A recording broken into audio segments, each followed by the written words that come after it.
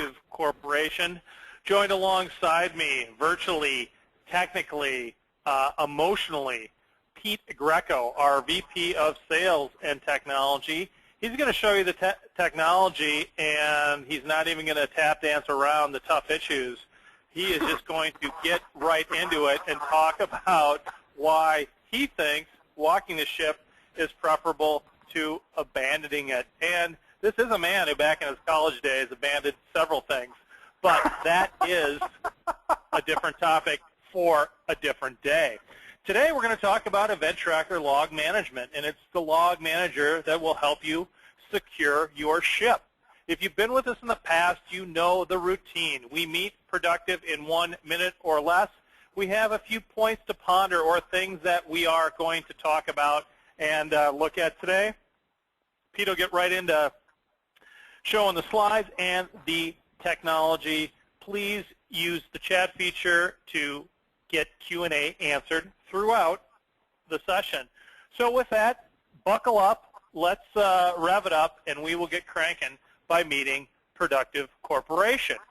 Who is Productive Corporation, say a few? Productive is a security and storage software expert for mid-size companies. We have dedicated account execs with very specialized knowledge that can help you so you don't need to navigate the publisher or try to find answers yourself. We have tons of content and tons of resources for the partners we represent, including access to trials and demos and detailed product information. All of this is at productivecorp.com. We also specialize in creating specific content for you, our customers, based upon mid-size environments, that things like 2-minute tech, P-guides, rip and replace, comparisons, all of this stuff that you can find at productivecorp.com/content. The bottom line is we have the resources to help you. Help at productivecorp.com, 800-726-4099. We're here to help.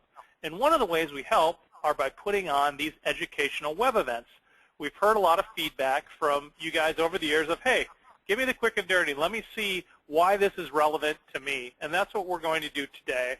And Pete Greco, who I announced at the top of the show, is way into technology, he says. And I said, all right, man, so why don't you host this thing since you're so into it? And he said, all right, man, I'm going to host it. And that's where we are today. But seriously, Pete's been here since the beginning. VP of Sales and Technology, has worked with literally thousands of customers on security-related projects, understands the headaches, pains, and what it takes to really secure an environment. So let's give a warm virtual round of applause for Mr. Pete Greco. Pete?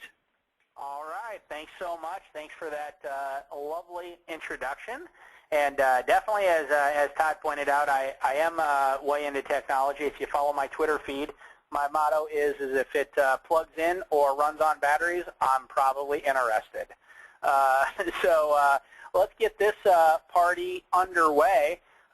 Here's just kind of the supplementary agenda slide here. We're going to talk a little bit about aggregating these logs, with the real fiscal benefit of this thing, and really how everybody really needs to be taking advantage of ETLM. It's a pretty commonplace that folks who have HIPAA or SOX or some kind of compliance are required to, right? But what are the rest of us missing out on?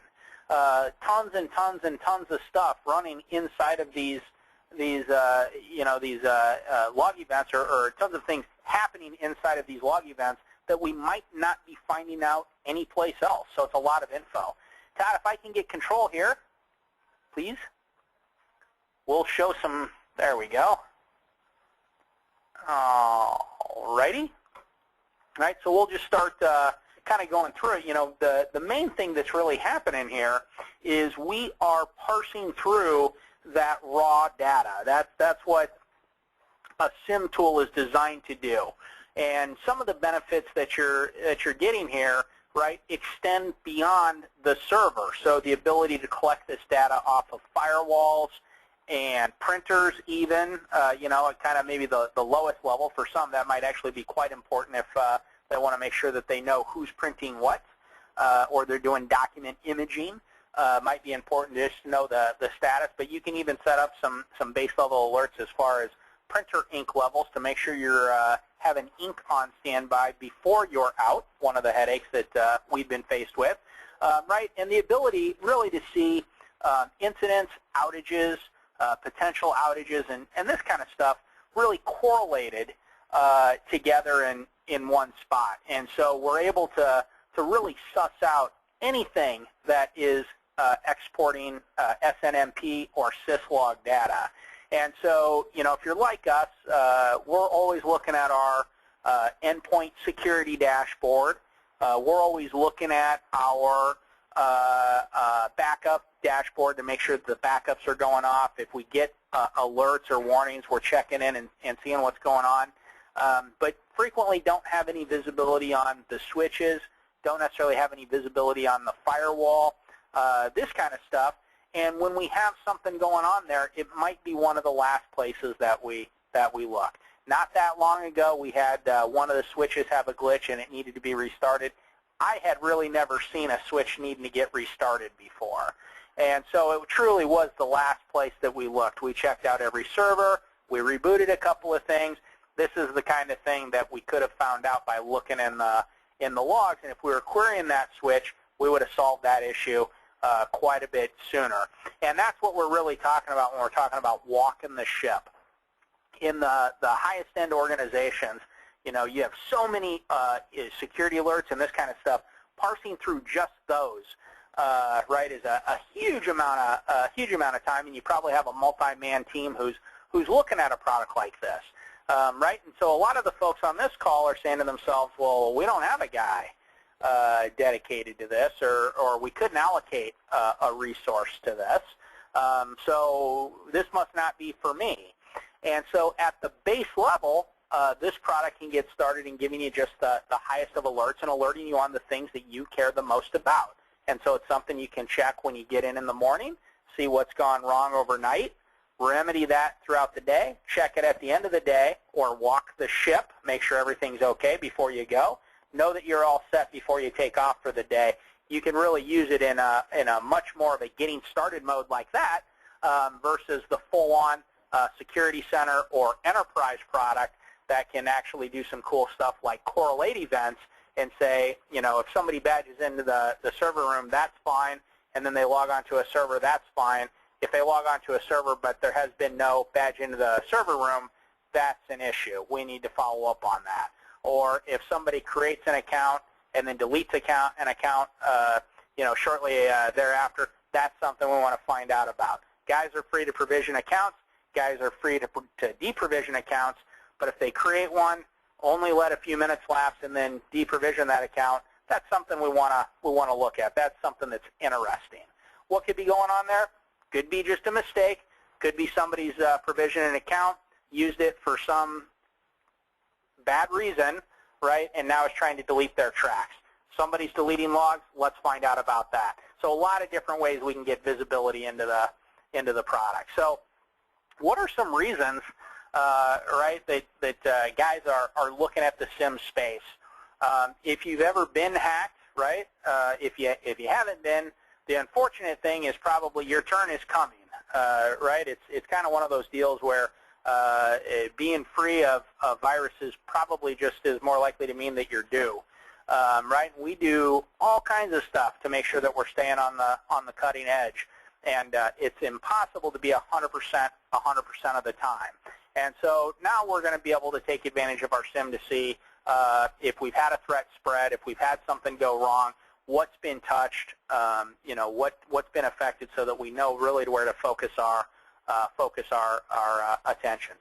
If you have compliance requirement, right, the cost of non-compliance or being reactive way exceeds the cost of doing the correct thing up front. What a lot of folks are running into, if they're not able to meet their compliance requirements, right, they're looking at fines and penalties for federal and in some states, state regulations, which is pretty painful. You also want to make sure that all of your stuff is working, and that's another area where you can take advantage of SIEM to make sure that your security products are all firing on all cylinders, that anything that's getting changed, you're getting alerted to. If anything is down, you're getting alerted to it, so that you don't have an outbreak that causes you to have to maybe alert customers or take a big hit reputation-wise. Right? We've seen some deals where customers had maybe lost a machine that wasn't encrypted, let data leak out, and just the cost of putting together a letter to mail to their customers was in the near six-figure range. Right? And that wasn't the only expense. And so being on top of that stuff really can more than pay for not just a SIEM solution, but your whole security environment. Right? Also talking about preventing downtime. And this can be caused from, threats and attacks and this kind of stuff. But the other thing that we really run into is not that someone's always trying to hack us, but sometimes our hardware just wears out. Right? Those servers, I always talk to our new salespeople here that a server is like never turning off your car. Right? When you go home at night and you put that thing in the garage, imagine if you left it running. That's what we're really doing here. The drives never go to sleep. The power never goes off. Right? The only time it shuts down is for a reboot, so it's off for a second at the most before it starts up. We can start seeing when we're throwing off disk alerts, disk errors, right? Power management warnings, this kind of stuff to make sure that we're changing out hardware before we have an outage. Right? So this is some of the stuff that you want to be thinking about when you're thinking about, should I be using SIEM? The easy answer is if you have SOX, if you have HIPAA, it's an absolute requirement. If you're not doing it already, we should be talking. If you feel like your current solution isn't working quite the way that you wish it were, it really isn't giving you the insight that you need, we should be talking. Right? But if you don't have those, you still want to be thinking about how do I get just a base level of visibility into my environment, and the ETLM product is a great way to do that. So, right, great little slide here with just some information. I'm not going to get too deep into this because I want to make sure we have a little bit of time for actually looking at the product itself. Right? But here's some of the top 5 reports that auditors require that folks should still be concerned about even if they don't have compliance requirement. Log on, log off failures. Right? I mean, one of the things. Yeah. One thing I'd add to that is that auditors require it because that's the stuff that gets presented then to senior management as well. Right. And so even if you don't have an auditor, this is smart stuff that you would, be able, if you can, produce this stuff, you bring it to senior management, and that shows them how well you're doing your job.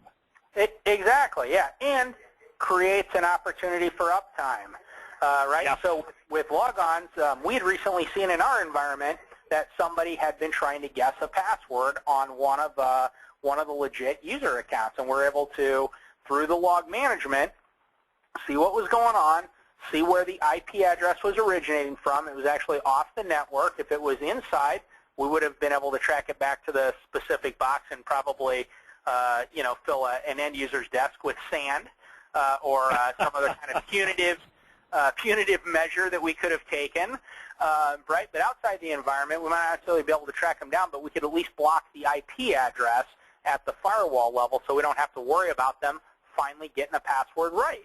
Now, we're also able to take some other precautions. We had that end user change his password and did some other stuff to make sure that we were protected, but we wouldn't have seen it without looking at the logs at all. So, I mean, this could still be going on today had they not guessed it.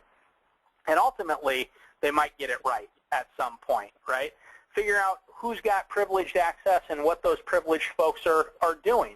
There's so much going on in environments today. And we see this in every aspect of our business where we're talking to a guy, well, he's a backup administrator, but he's not a security administrator. Or he's an administrator for the workstations, but not for the servers. You've got so many opportunities to create all kinds of crazy roles, and some folks have more than one role. I have multiple roles here at Productive from an AD standpoint, and so if I were to change jobs, figuring out what needed to be removed and what needed to be added, could be interesting, and it would be very easy to not deprovision that old access. And so here we can start getting some visibility into who's doing what, where they're going, be able to say this kind of role shouldn't be accessing these kinds of machines, and be able to get some alerts and that kind of stuff. Firewall changes, I mean, that really explains itself. How do you find out when someone's changing rules? Right? And it doesn't necessarily mean that it's bad, but that would be an interesting event that we might want to have some visibility on. So all kinds of different stuff that we can do, and we're going to show you some of this stuff here in the demo. Okay? So let's take a look. Okay, Todd, tell me if you're looking at my dashboard here. Looks good. Fantastic. So I'm looking at just a few systems here, and we're looking at this at a high level. You can see here's the machine name up here, and here's what I got going on. I can modify these colors and do different stuff here to make this kind of look the way that I want. As you get into the security center, you can actually have the dashboard be role-based. So if I'm the CIO, I might not care to see individual machines. I want to see building 1, building 2, building 3. And if I'm the admin at building 1, I see all the machines at building 1, or however I want to set this up. Or maybe I'm just the firewall guy, so I'm looking at all the firewalls. Or I just manage the network, so just looking at switches and gear and that kind of stuff. However you want it to be, if you are like myself, you're really in charge of everything, and are actually doing the legwork as well as doing the strategy part, you might want to be able to take a deeper dive and see what's going on. As we're looking at this stuff, and I see I've got 2 critical errors here on my Exchange server, I can click on this. Oh, it popped up on the wrong monitor there. Hold on one sec. Let me just, there you go.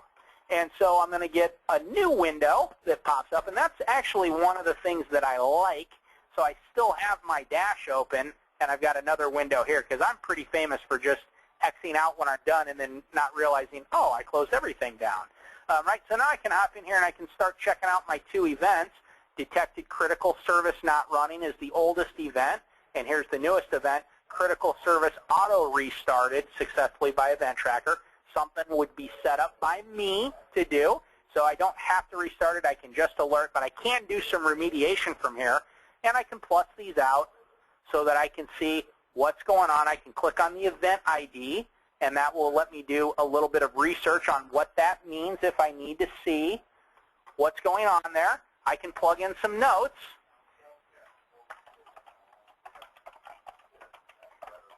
So that if this is something that I am concerned about, I'm not concerned about, I've seen this happen a bunch of times, whatever, I can plug in some information here. And so now the next person that sees this, when they pull up the notes on this kind of an alert, they're going to see the notes history here. Right? So this has happened 5 times. Pete reset this once, and now Todd's looking at it. He can see, oh, gee, Pete reset this already, and now I'm having to reset it again. This is not good here. I can email this out. Once I've taken a look and seen what's going on, I can clear the event. Now, since these 2 are related, I might clear all the events, or I could just do the current incident only. And keep in mind, as I do this, this is going to get logged. So if I'm actually trying to cover some tracks here, like we were talking about earlier, anything that I'm clearing here is also going to get logged, so it can all be tracked back to my logon ultimately. So I've checked that for acknowledge. I've checked that for acknowledge. Done save. Close that out. That's going to clear that event, and we should see this reset here. So I can drill into the machine and see what's going on. Right? And I can always plus this out, get more information, add a logbook, and that basically is going to allow me to track more and more information about what's going on. And again, not just servers here. Could throw in some workstations. We don't talk to a ton of folks who are doing typical end-user workstations, but some folks are. But really, one of the big things is getting that gear in line as well. Can also run quite a few reports here, and there's a lot of stock reports that are pre-built right out of the box here. So I've got a HIPAA report here, and I'm not quite sure what I've done where I'm not getting all my reports popping up here. Usually I've got just a whole page. So not entirely sure what I did there, but probably Pete Greco error. Not the first time, I'll be honest with you folks, that I've created my own incidents. Right, so we've... Great way to stay employed. Yeah, well, kind of. Oh, I'm building a report, no wonder. So here's where I would actually go through and build a report. I've got some reports that I just ran some of the defaults here, and let me just show you. So here's my behavior analysis report. This just and you can have these kick out in tons of different ways depending on what you want to see.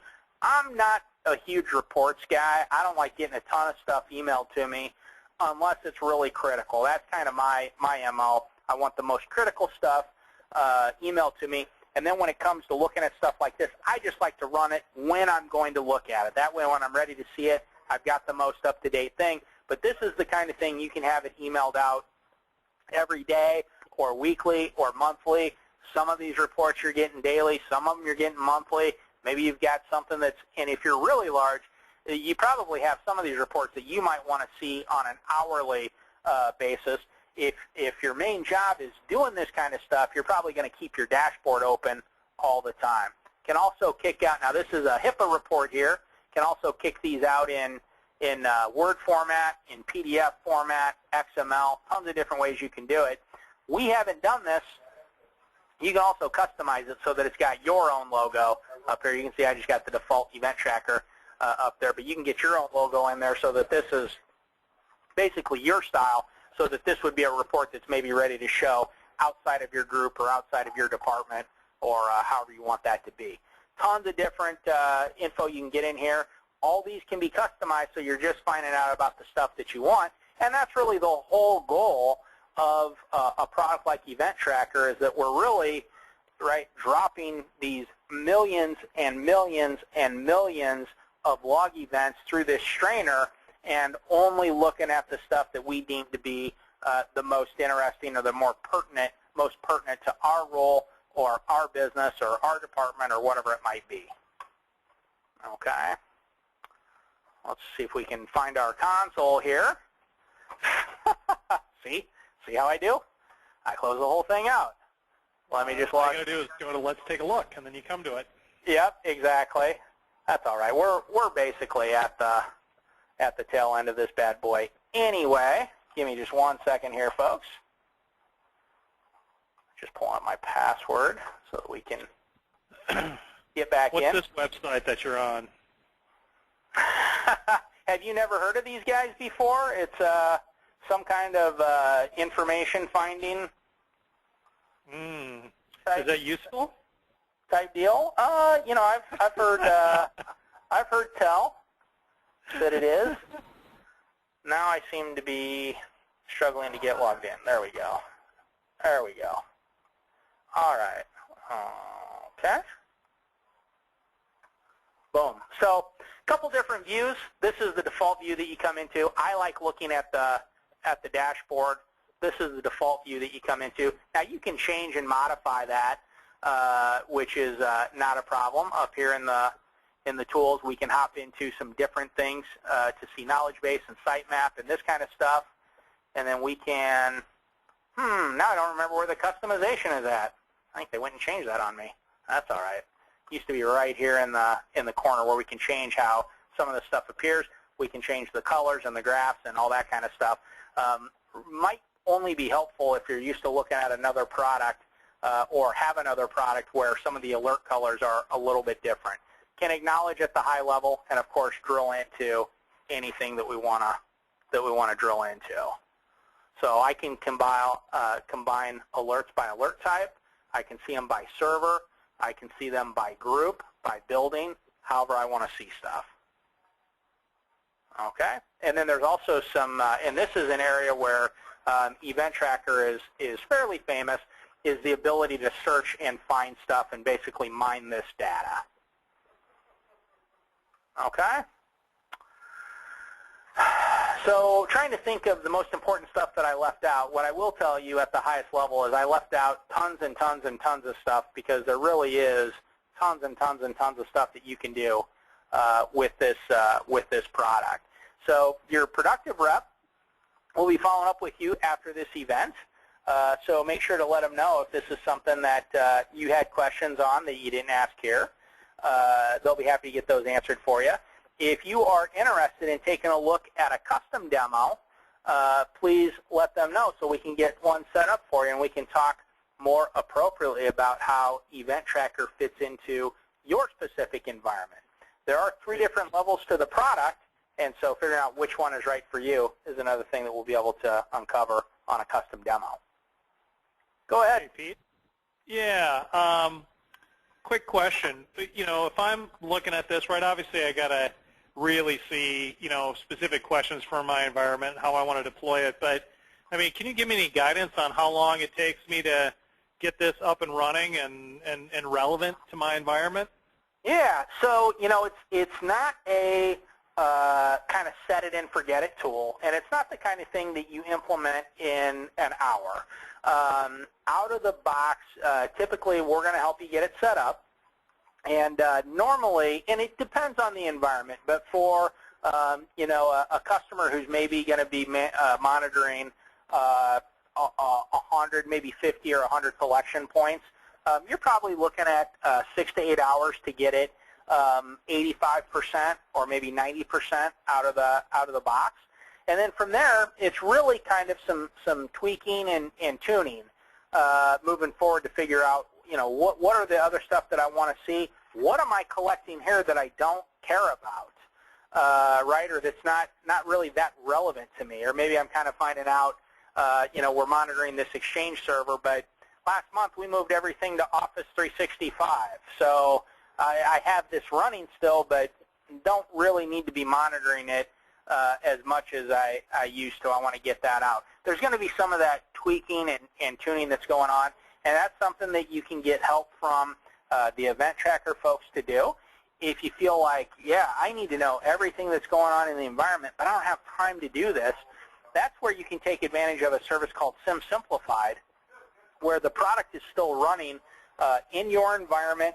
You can log in and see everything that you can as if you're administering it, but you're actually having the folks at EventTracker monitor and alert you to what's going on, and then they'll do some of that tweaking and fine-tuning throughout the year. And what some customers do is they sign up for that and they use it indefinitely.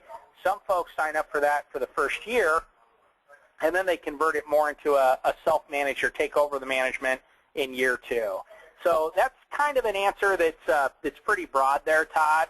A lot of it really just truly depends on how big is the environment and how much stuff do you really need to be looking at. What are your compliance requirements?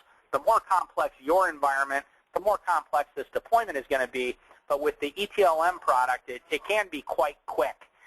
We're talking about one dashboard that everybody's going to share. We've got some out-of-the-box recommendations that most folks that are looking at this product are going to have success with right off the bat, so they can get going pretty quick. And as they're looking at this and are determining, well, we're going to go public maybe, and so now we are going to be, you know, having SOX requirement where we didn't have it before, or just our business is growing. We got a lot more stuff to be aware of and thinking about. You can upgrade into the Security Center or the Enterprise product and get some of that additional functionality that you might need for a growing organization. All right. Thank you very much. That's a good answer. That things to contemplate. I always like to think about that kind of when I'm looking at solutions because, you know, it always looks great on the demo, but you need to be considering what, you know, how long it's going to take and how long before I get, you know, my ROI or, you know, however you're going to measure that return. So anyway, really appreciate it, Pete. Fantastic presentation, as always. As Pete mentioned, your account exec is going to be following up with you, and we'll make sure to get you out the card du jour that Chuck will be sending you out. Let us know what you like. Let us know what else you need to see. Let us know if this isn't on the mark, because that's really the point. We want to put these on for your benefit, and your feedback really, really helps us. So, with that, I'm Todd Obert, along with Pete Greco from Productive Corporation, wishing you a fantastic balance of your day and week, and hopefully we'll talk soon. Thank you. All right. Thanks, everybody.